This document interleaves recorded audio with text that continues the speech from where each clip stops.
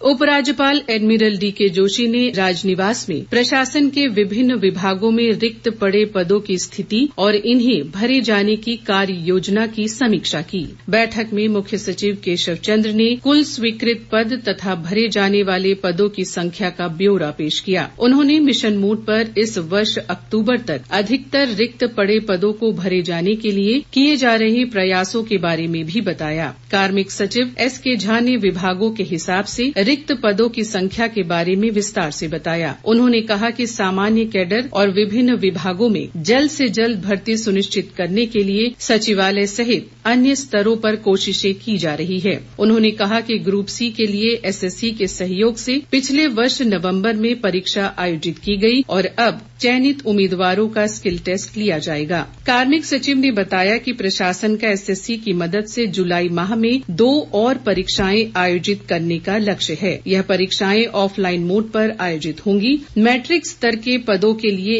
एक सामान्य भर्ती परीक्षा के बाद उच्च माध्यमिक स्तर के पदों के लिए एक और परीक्षा आयोजित कराई जाएगी। इन परीक्षाओं के लिए अप्रैल मई में आवेदन स्वीकार किए जाएंगे। उपराज्यपाल ने प्रशासन द्वारा भर्ती के लिए किए जा रहे प्रयासों की सराहना की। उन्होंने सभी सावधानियां बरतते हुए इन भर्तियों को समय से कराने को कहा। उपराज्यपाल ने भर्ती प्रक्रिया में भ्रष्टाचार के विरुद्ध जीरो टॉलरेंस की नीति अपनाने के भी निर्देश दिए। उन्होंने कहा कि युवाओं को भर्ती प्रक्रिया को लेकर जानकारी देने के लिए इसका व्यापक स्तर पर प्रचार प्रसार भी किया जाना चाहिए। मुख्य सचिव ने कहा कि सभी भर्ती प्रक्रियाओं को निष्पक्ष और पारदर्शी तरीके से कराना सुनिश्चित किया जाएगा। उन्होंने बताया कि ग्रुप बी अराजपत्रित तथा ग्रुप सी के तकनीकी पदों के मौजूदा भर्ती नियमों की समीक्षा के लिए एक उच्च स्तरीय समिति गठित की जा रही है। यह समिति विभिन्न विभागों के रिक्त पड़े पदों के लिए एक सामान्य भर्ती परीक्षा आयोजित करने की संभावना पर भी विचार करेगी।